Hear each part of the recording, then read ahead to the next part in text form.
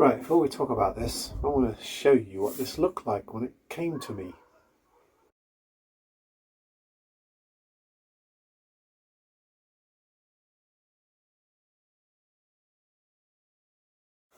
So this is a Hartwood Prime DNE model acoustic.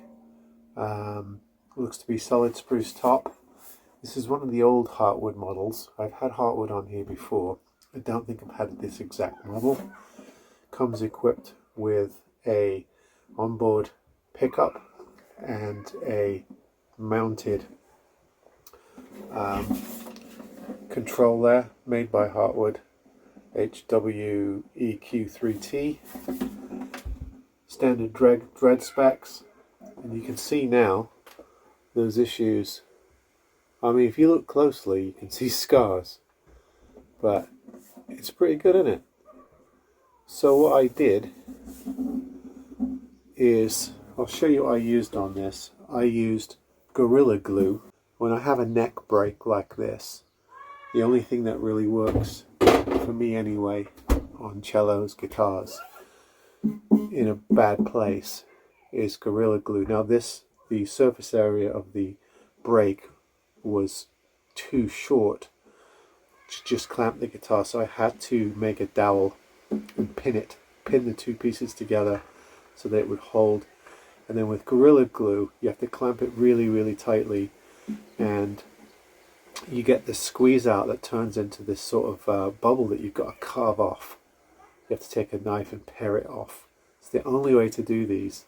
You can do it with white glue, but I just find that Gorilla Glue will hold more than it'll break somewhere else before it breaks there again, because of that Gorilla Glue. That's been my experience. Now, for the first time, I used wood filler sticks made with wax, wood colored filler stick with a wax base, and I rubbed it into the crack, and then I put a varnish on there, and it doesn't completely hide it, but it doesn't draw your eye either.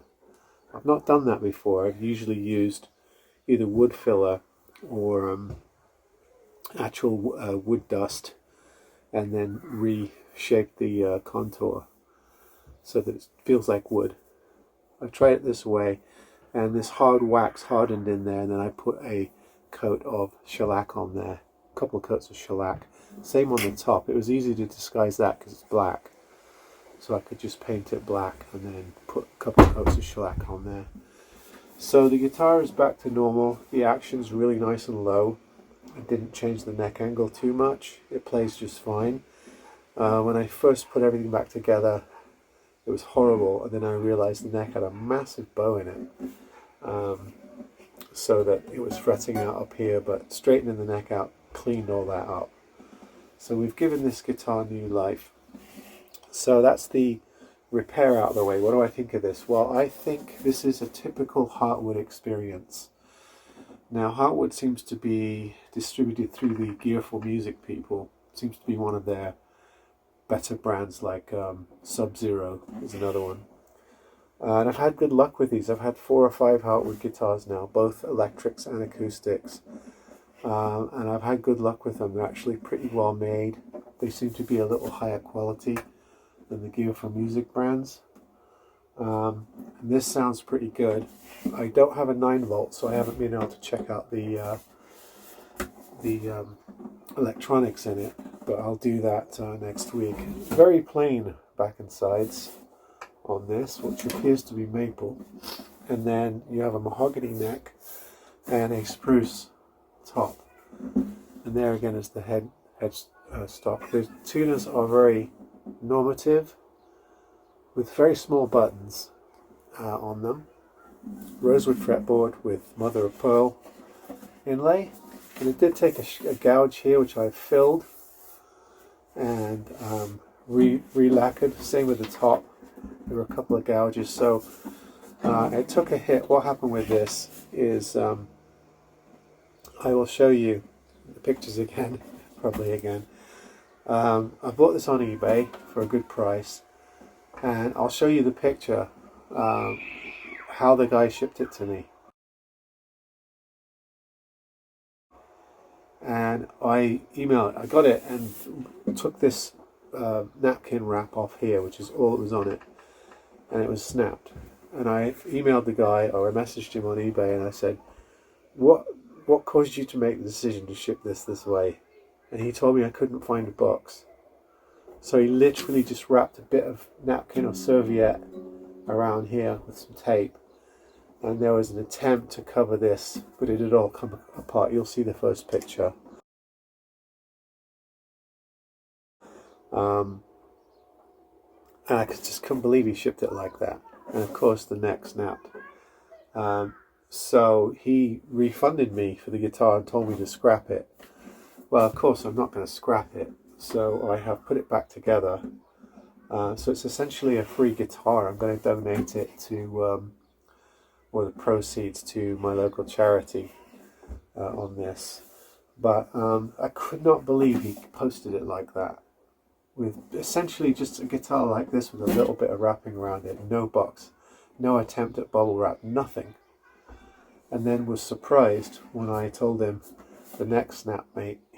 So yeah, but I put it back together. It's playing now, and it's a bit harsh to judge the brand and model after such a serious repair, but it plays like all the other Hartwood guitars that I've got, and apart from that ugly wound on the guitar, seems to be actually a decent little player.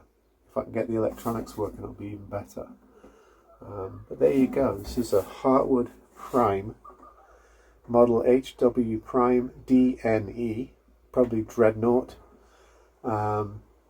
electronic, natural finish, back to life from the dead after a terrible shipping experience that this guitar went through.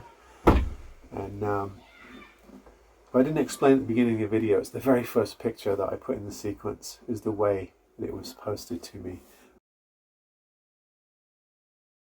I've been on eBay since eBay's inception, and I've had some awful examples of what not to do in shipping or posting a guitar, but that one takes the cake, because there was absolutely no protection whatsoever. The guy might as well have just put this in the post like this. For what he did to protect the guitar, it was minimal. It was lazy. And then of course it gets thrown away. I've handed the packages to the Royal Mail guy and watched him fling them in the van. So I know what happens once they leave my hands. So they've got to be well packed, otherwise it's not worth it. You might as well just sell it locally. But anyway, that's the story of this guitar. Back to life, playing great, nice little Dreadnought. And another example of Hartwood guitars, which I have been getting quite a few of in the UK. I never had these in the US, so I'm not sure if you can get them. You might be able to. You can see there, you can see the repair on the head there, but straight out like that, it's hard to see. It's hard to completely hide it because the black finish with the shellac on it in a certain light sticks out a little bit, but in low light you can't tell at all. So, and that's going to be most of the time playing this. It's quite bright out here. So, there you go folks, another one back from the dead. Okay, see you next time.